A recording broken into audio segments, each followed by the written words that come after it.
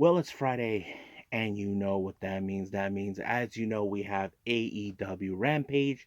We have some interesting matches. Orange Cassidy is in action to take on Alex Reynolds, but he demands to answer about Trent Beretta's actions. We have the TBS Open House Challenge, and of course, we have two other matches as well. Then we move on to see who's going to level up on this latest episode of NXT Level Up. But first things first, we're going to be reviewing more of what happened during WrestleMania week with the collective with GCW Bloodsport 10 featuring many matches. Now, this is something very different from anybody, but we're going to see wrestlers not only from the independents, but also wrestlers from AEW and, of course, TNA and, of course, WWE. So that's going to be a fun event, I mean. But we also got some news updates to keep you guys updated what's been going on in the world of pro wrestling, such as what events is happening, who's booked, what matches are set, and of course some interesting developments that is happening in the world of pro wrestling. So let's get ready for another episode of the Deleted Wrestle Zone.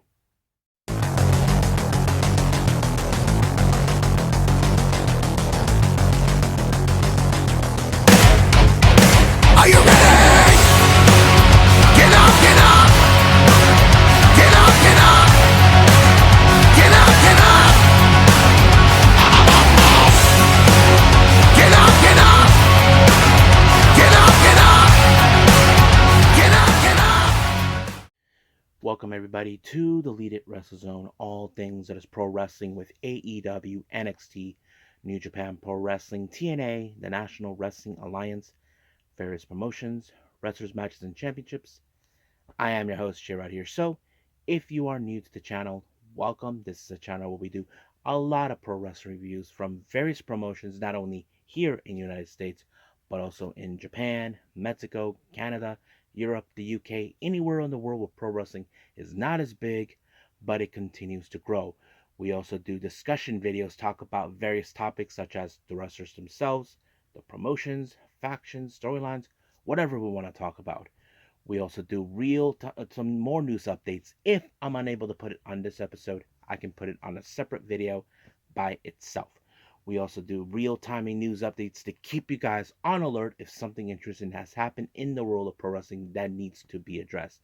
We also do the Unagi Sayaka watch and various other cool things as well. So if you like what you see, please subscribe to us. So click on that subscribe button. You'll be getting a lot of daily reviews and other cool features on this channel as well. But if you like this episode, please give us a like on the like button or leave us a nice comment in the description down below. Now, all introductions have set aside. Let's begin with our very first review, and this is part of the collective from WrestleMania week with GCW's Josh Barnett's Bloodsport 10.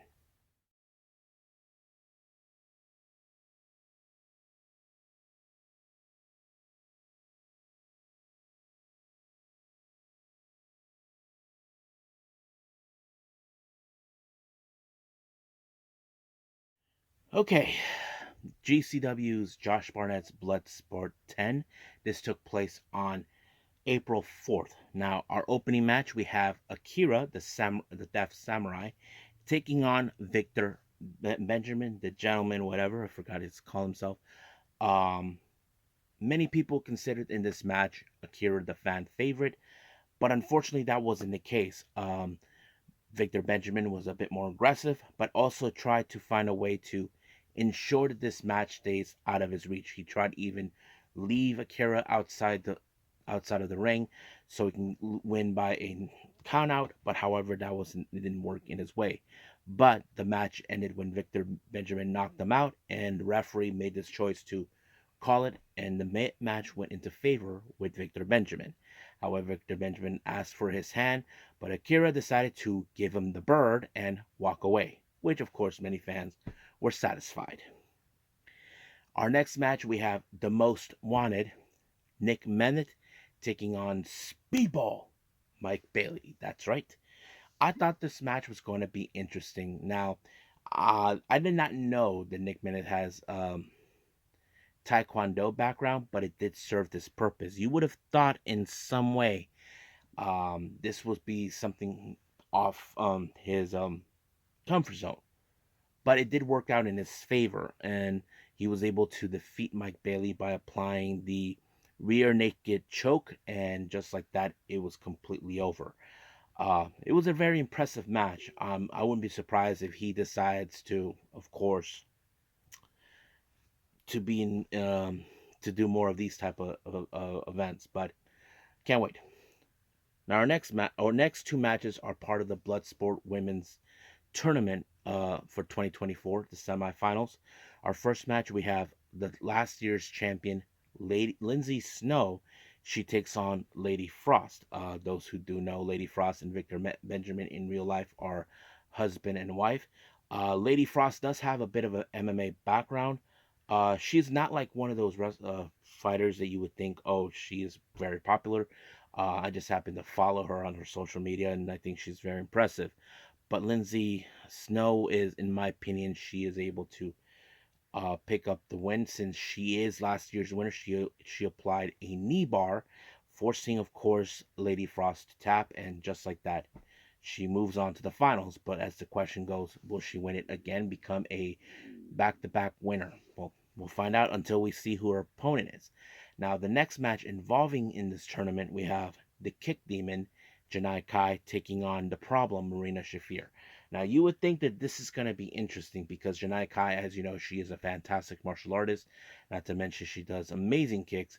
But Marina Shafir, with an MMA background, would have used that tactic, used her fighting skills to the max, and she was able to apply a choke onto Janai Kai, allowing her to pick up the win. So that means in the finals, Lindsay Snow will face Marina Shafir. Now, our next match, we have Matt Makowski taking on WWE's NXT talent, Charlie Dempsey. Yeah, I did not expect to see him there, but it did fit him perfectly well to be in it, and I thought it was great. But he was able to apply I mean, he's a great submission specialist. Yeah, honestly, with you, a very good technical wrestler. But he was able to apply what I think it was the Kimura lock onto Mikowski in order to pick up the win.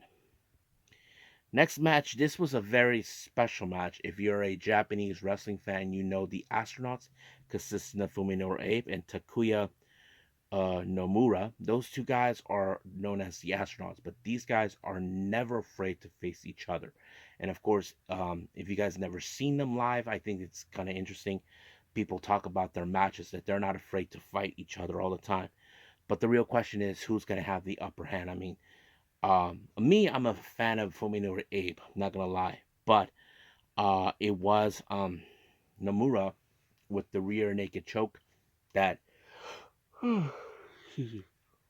that sealed the deal for him to pick up the win. So I thought very impressive.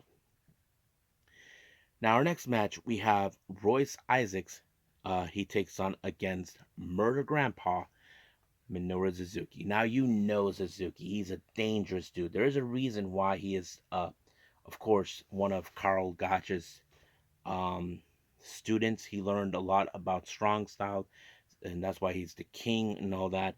Um, but he was able to try to play a little bit of the mind games onto Royce Isaac at some parts of the game, but however, it did not.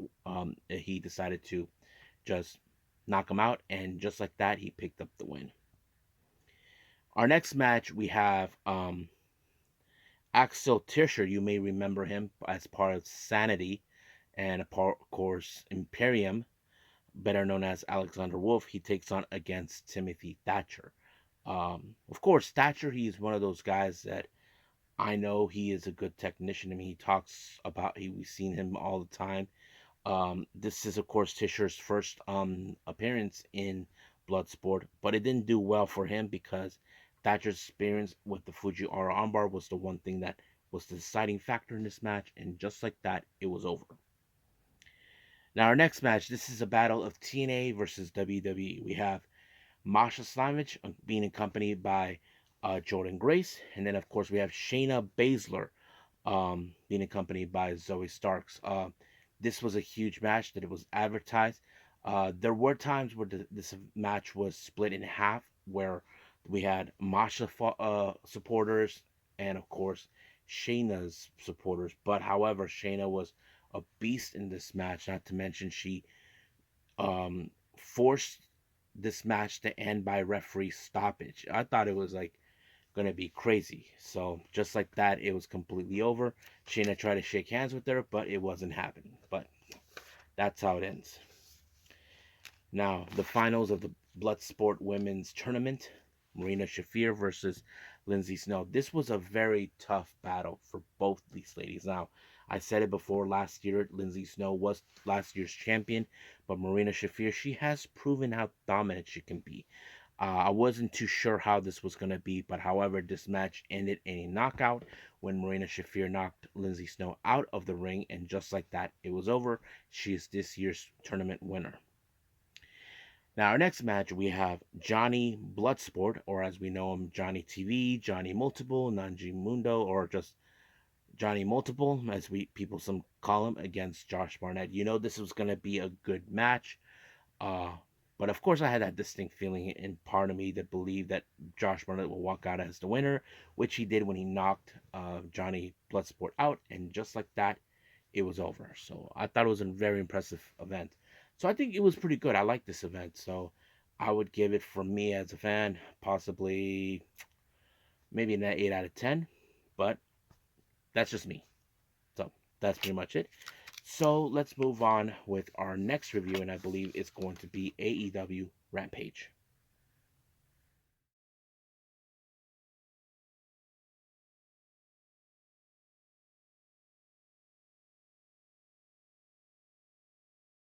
Okay, AEW Rampage opened up with Orange Cassidy with no support whatsoever. He did have the face against Alex Reynolds. However, Reynolds and Silver decided to get under the skin of Orange Cassidy by, of course, doing the hug. That really pissed him off completely. However, he was being a bit of a savage because I think he is frustrated the fact that he was betrayed by Trent Beretta. It was no secret what was going on. Of course, Orange Cassidy is one of the most popular wrestlers and, of course, a fighting champion. However, Orange Cassidy was able to pick up the win when he applied the Orange Punch, and that was it. However, he wanted to address the actions of Trent Beretta from last week. Trent Beretta made his way all the way to the ring. He was going to get in, and then Chuck Taylor just showed up, and then he stood in front of Orange Cassidy, preventing Trent Beretta from getting involved. But after that, he just walked away. We don't know what exactly is going on, but the commentators believe that Chuck Taylor is currently in the, how do you say this, a rock in a hard place. So basically, we don't know what's going to happen from here on out. So we just will see. Now, Alex Marvez conducts an interview with Anna Jay. Anna Jay is completely frustrated with the fact of how things have been going on with AW, with whole thing with Tony Storm, Mariah May, and now Mina Shirakawa. So she feels like everything is not about wrestling anymore. But apparently, she made a new friend, and that friend is none other than Azumi from Stardom. And then she tells her, Mina, she's stupid. Mariah, stupid. But number one stupid, Tony Storm. And then, of course, she addressed the fact that she will face Tony Storm in Collision, and she tells us she will have to kiss her behind. So, and people are recently been commenting about that and saying that they would like to see her go to Japan and possibly join Queen's Quest. You know, it's not a bad idea. I mean, I feel that she can fit with them. That's going to be a lot of fun. And I'm sure that's going to piss off Mina, because Mina, I know for a fact, she has a thing for foreign wrestlers that would take her side because she speaks English, but that's going to be a different conversation at another time. Now, we do have the TBS title in an open house match. Julia Hart versus, of course, Layla Hirsch. Now, of course, many fans would have presumed from day one, just by from the start, that this match probably would have fallen in favor to Layla Hirsch. But no, I had that distinct feeling it wasn't, because we still got the match that's going to take place at Dynasty and possibly Double or Nothing. So that's one of those things that kind of was top. But however, I'm not going to deny the ability and the technical aspects from Layla Hirsch. What a fantastic wrestler she is. But however, Julia Hart got away with it when she applied the inside cradle, and just like that, it was over. But the real question is, will she be ready before she faces Blue Nightingale at Dynasty? Well, you just gotta wait and see what we go from there. Now, that piece of garbage, Don Callis, along with Kyle Fletcher and Powerhouse Hobbs, he decided that before Will Ospreay goes to, of course, Dynasty, that he demanded, ask, of course, Hobbs and Fletcher to break Brian Dennison, to beat him up hard as possible, take him out before the match ever happened. I mean, he did give a chop to Power Hobbs, and then he hurt himself. What an idiot, but that's who he is. Now, this little rivalry has been gone far too long. Cool Hand Hange, as you know, Ruby Soho walked away from him because of his reasons been going on with this whole thing with Saraya, Harley Cameron, and of course Zach Knight. So he went out ahead alone to take him on. However, the match could have gone either way, but of course Saraya and Harley Cameron got caught with their hands in the cookie jar and prompted for ref to tell them to take a hike, which they had to. But however, Zach Knight applied that powerful forearm strike, and just like that, it was over. So he picked up the win. Now, our last final interview with Alex Marvez, he was having a talk with Rocky Romero and Kyle Fletcher. As you know, Rocky will be an eliminator match against Roderick Strong. But of course, Kyle Fletcher said if Rocky was successful in dethroning Roderick Strong, he would like to be his opponent, take him on. Of course, Rocky's up for it. But however, Roderick Strong did not like what she's saying. He says, like, you will be champion, but not the international champion. Because the belt, he is not international. I'm like, how is he not an international? He is Canadian. But Roderick Strong just completely lost it, and I think this is going to be the end of the friendship with them. Now, our next match our main event is Jay White versus Matt Sydal. Of course, this match was going to be a very interesting thing. No storylines were put, but however, Jay White was able to walk away with the victory when he applied the Blade Runner, and just like that, it was completely over. So, the show was pretty a good receive. I would give it a 7.5 for this. Very impressive show. I'm sure many people are probably considering after what happened on Wednesday, but things will hopefully become normal again, but we'll see. So I think that's pretty much it. So let's move on with NXT Level Up.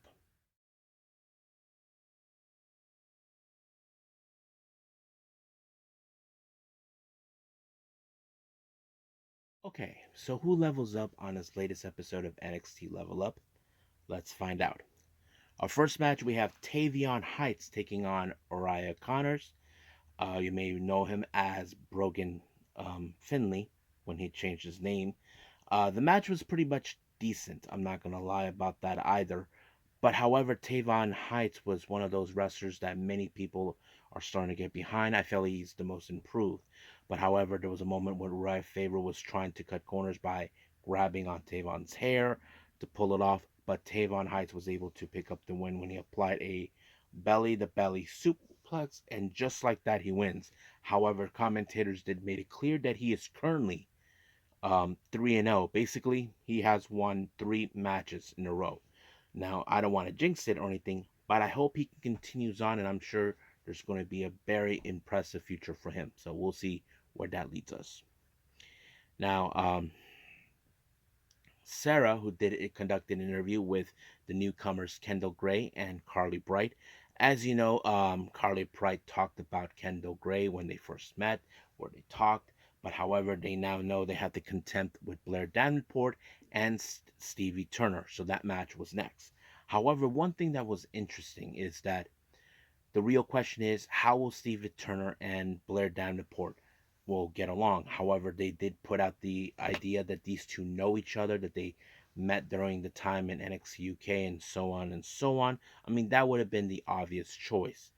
But how would they coexist? I feel like it probably didn't matter because they probably knew each other because of their past. That played out. However, Carly Bright and Kendall Gray have been very impressive. But unfortunately, that match did not go accordingly because Bright ended up on the wrong side of the Falcon Arrow by Blair Davenport, and just like that, it was completely over. Now, our main event, we have Dion Lennox taking on Eddie Thorpe. Eddie Thorpe has been one of the most impressive wrestlers. You know him, those who know him pretty well. He came all the way from learning stuff from Japan. He spent his time there, but you would think that this is going to be a very interesting one because he picked up the win when he applied an implant DDT, or as they call it, the Impaler, and just like that, he was able to walk away with the win. For overall, the show was great. I give it possibly a 7, and just like that, it's over. So impressive with it. So I think that's pretty much it right now. So let's move on with some news updates.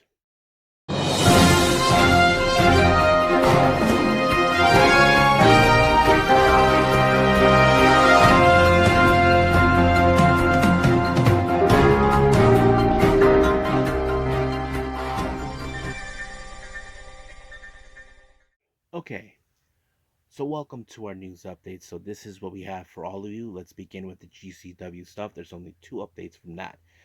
The How High show that will take place on the 20th of April. It was announced that it's going to be a 6-man tag match. We have Blake Christian, Shane Mercer, and Kerry Morton. They take on Ruckus, Grim Reaper, and Mr. Danger. So that's going to be fun. And also, GCW announced that they will be returning to Philly on May 18th. No name has been announced or who's going to participate, but we will stay apprised of that once we get closer and closer. Prestige Wrestling has announced for their show Roseland taking place on the 14th of April. Dirty Breeze, better known as Dirty Dango, and Tyler Breeze will team up to take on, of course, a team known as Midnight Heat, a team who I've seen at Defy Wrestling, Eddie Pearl and something Gibson, but yes, so they will be taking place. Now, 3 matches have been announced by West Coast Pro for their ProRes mixtapes that takes place also on the 14th of April. We have Aramis, Lee Moriarty, and Viajero. They take on Matt Mikowski, Jitsaw, and Hollow Wicked. So that's going to be fun. Then another 6-man tag match will take place. We do have Vinny Masario, Titus Alexander, and Starboard Charlie taking on those pieces of garbage, those suavecitos consisting of Adrian Crest, what's his name? Donnie something, but whatever. Yes, so it's going to be a war between of course, the Bay Area versus the LA. So that's going to be very fun. Now, there's an American promotion called Daikaiju Pro down in Massachusetts. They just recently announced it on the 27th of April. They will feature the debut of Kaya Toribami from Tokyo Pro. Originally, they were supposed to have Hyper Misawa, but Hyper Misawa, as you may or may not hear, she is currently out on injury, so I have to say they picked a right replacement for her. Now, the JCW event, Strong Silent Type, that will take place on the 27th. We have a bit of a street fight match taking place. We have Jordan Oliver versus Griffin McCoy. This is going to be a very brutal match, not going to lie. Now, TNA, as you know, I mentioned Miyu Yamashita will be heading to TNA on the 21st of April. No opponent has been announced, but now it has. She'll be facing against the Juggernaut. Sorry. She'll be facing against the Juggernaut, Jordan Grace. So this is going to be a non-title match from my understanding, but it's going to be fun. Now, MLW for their Azteca Lucha that takes place on the 11th of May, they announced Virus will be making his presence. Now, if you guys never seen him, he's a bit of a long-standing rival of Rocky Romero, but we'll see where that goes.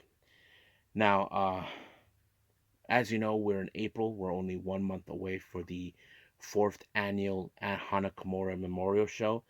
They just announced for the card for that particular day. Let me pull that up for all of you.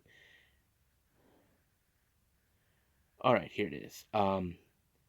We have this will take place in Korakuen Hall. We have Rina versus Yuna. We have Dash Shizako and Yuko Miyamoto taking on Masato Tanaka and Ryu Mizunami.